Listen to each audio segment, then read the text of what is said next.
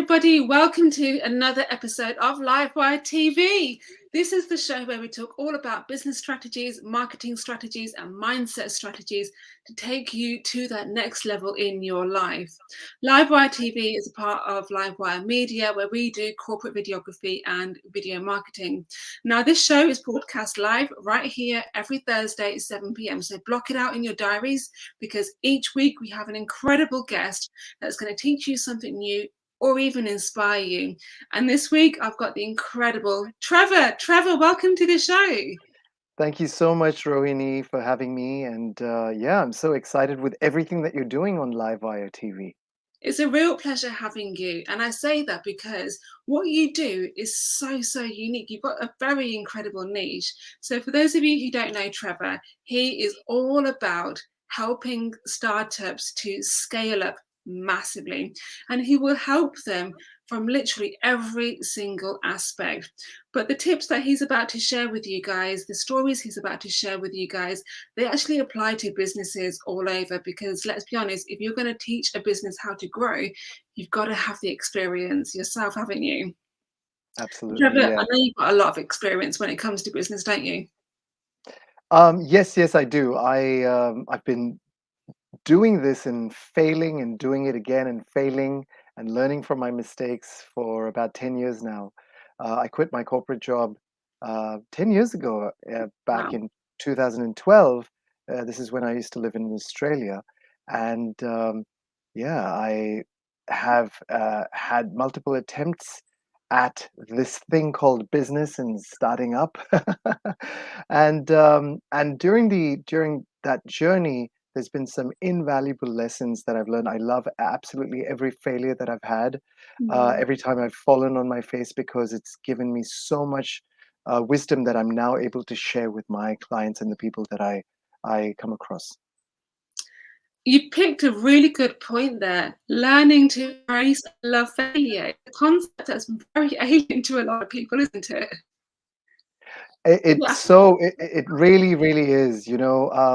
I've I consider myself to be a stoic. I'm not too sure if many people are familiar with the term, but stoicism is basically it's a philosophy from ancient Greece, and Yeah. one of key um, the fundamental principles of being a stoic is amor fati, which is loving fate, loving everything about this human experience, because everything teaches us something and helps us be a better version of ourselves. I'm getting a bit life coachy here, not too business coachy, but it is a fundamental thing that I teach clients, that they aren't. It's all not all going to be a bed of roses. There are going to be some difficult times on this journey of starting your own business, and especially if it's a purpose-driven business, because purpose-driven is harder. You're not doing it purely for the money. You're not doing it purely to, for the sales and things like that. It is because you care about the planet, you care about animals, and so on and so forth. And sometimes that can be even tougher. So enjoying the experience in whichever form is key. I think it's also about looking at it from a positive perspective. Like, life is all about perspective. If you see things if you believe things are in a negative way, that's how you'll see them. If you see them in a positive way, that's what will be represented in your life. And I'm sure you'll agree with that, Trevor. Oh, 100%. Yeah. But I tend to find that startups face a lot of challenges, because they're finding their feet not only with themselves in terms of being an entrepreneur, but also learning how to build a business, because they typically come from an employee to suddenly being the business owner. So, what are the common pitfalls and how do you avoid them? And I don't want the generic answers. I want the real meaty stuff. Okay, the real meaty stuff is this. One of the big things that people worry about when they get started is, how am I going to make money? And I Mm, say to people, that isn't the real problem. The real problem is becoming a hostage to your own business, going from being employed by somebody to being self employed, which is the last thing that you want to do.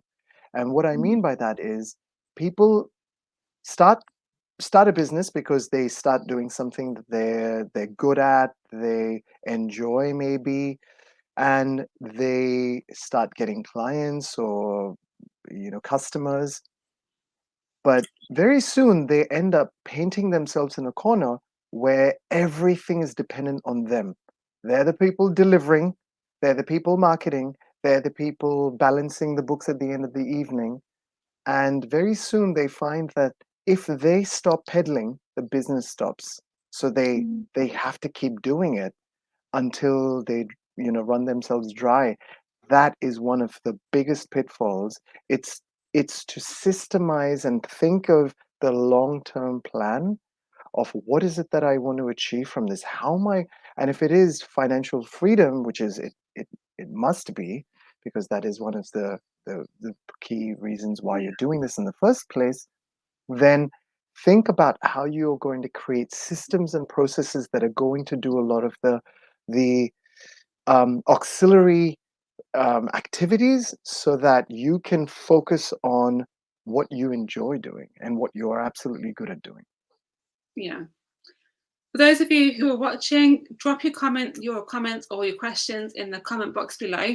We'll be answering the questions live for you. And if you're watching this on the replay, still get your questions in because Trevor can answer them for you as well. So Absolutely. Trevor, you touched on a really good point there about, first of all, establishing your why, which also links to your purpose. And what I typically find is when your why is about money, it's not powerful enough. Yeah. Because when the money's not coming in, your motivation kind of stops, doesn't it? 100%. There's a reason why this is called start your purpose-driven business and not just start any business. I get so often I get people who come to me saying, "Hey, I've got a great idea for an Etsy store, or I found this product in China that I can sell on Amazon. Can you help me?" And straight away, my answer is no, because that is not going to last you. The in the long run, it may make you a couple of bucks if Yeah. you're lucky, if you're very, very lucky, but it's not a So, long-term plan. so how does somebody actually create a purpose-driven business? Because a lot of people may be thinking, well, I want to get into business for this particular reason. That may be their own personal purpose, but I think having a business purpose is a little bit different, isn't it? It is and it isn't, and I'll explain why. One of the first activities that I get clients to do is a very popular one in the woke world, which is called ikigai. It's a Japanese Venn diagram, and most of you and your followers will be familiar with it. But it basically consists of four circles. The Yeah. first one is, what do I love to do? The second is, what am I good at doing? The third is, what do I think or what do I believe that the world needs? Once Mhm. you've got those three circles answered, or those three questions answered, and you start noticing a pattern and you start looking at links between those three, then you can answer the fourth one, which is, what is it that I can get paid well to do? A Mm. lot of times people start with the what can I get paid well to do, and that's a big pitfall, because if they look at just that, and then if they look at, okay, and then let's combine that with what I'm good at doing, it sometimes doesn't coincide with a deeper, more fulfilling purpose or reason. Yeah. um, and which is why I have people who start their accounting practice because they've been an accountant for their whole life, and then 5 years into it, they're like, oh, but this isn't Yeah. fulfilling. This isn't really what I really, really wanted to do. So yeah, that definitely is the reason. You just touched on a really good point there about knowing the market in advance. So a lot of business owners, they kind of get stuck in the day-to-day business of things, right? And let's be honest, the past few years have been a complete roller coaster journey for a lot of businesses. So Yes. how can startups and even established business owners ride out the roller coaster of the next few months? So one of the key ways of doing it, and this is me practicing what I preach, Yeah, is do your research, because once you answer that ikigai those questions yeah, and you start to understand, hey, okay, so this is what I'm great at doing. A big pitfall, this is another one that I talk about, is experiencing FOMO. We all want to be everything to everyone. It's very common that I ask people, okay, so who is this product or service for? And they say, oh, it's for everybody. Anyone can benefit from it. Wrong answer. There are some very specific people in your core of, and think of it as concentric circles. There is the most core fundamental circle of people who will just see what you have to offer, and because it is you and it's your unique, you know, your unique take on this particular offering, yeah. and because you've branded yourself in that way, they're going to see it and they'll say, "Oh my God, this is exactly what I was looking for." Yeah, Yeah, that's a good point there because I think it's also important to not just market your business to people like yourself. I think you it also have to look at what are the kind of stereotypes, if you like. What are the kind of people do I want to work with? A lot of people tend to stick with this is my persona, therefore I want to work with people who are like me. And correct. that often can lead to less sales. Yes, yeah, absolutely. It's very easy, and I'll use this as a personal example. Um, I was speaking to somebody who belongs to the South Asian community in London, and Yeah. they said, "Oh, you're of Indian origin as well. Why don't you focus in this market, in this region?" And I thought about it and I said, okay, so yes, that is a niche, but is that the right niche for me? That's the question I've got to ask myself. And as I explored that even further, I realized actually the right niche for me, because this is something that I'm truly passionate about, is people who want to start a business that they believe can make this world a better place, that can Mm. actually make a difference. So, me being South Asian is irrelevant, of South Asian descent is irrelevant, because what is more relevant to my target audience and for people who will see what I have to offer is, wow, this guy actually believes in my cause. They believe Mm. in me wanting to reduce plastic, or wanting to save animals, or wanting to, provide more vegan alternatives, or, reduce socioeconomic disparity. And that's the reason why they'll want to sign up with me, not because of the color of my skin, or what my surname and so on. And I'm sure you can relate to this as well, right, Rohini? Yeah.